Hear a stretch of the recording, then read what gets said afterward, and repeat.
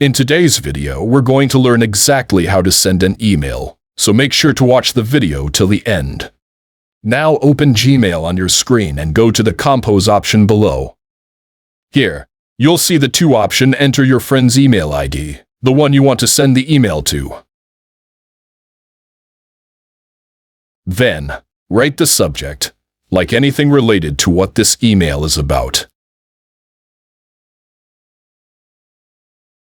In the description box below, write the message you want to convey.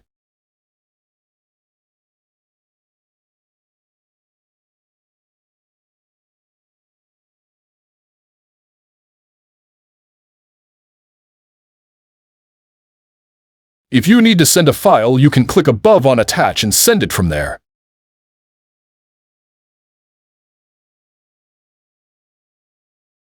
Then, go to the Send option at the top, and your email will be sent.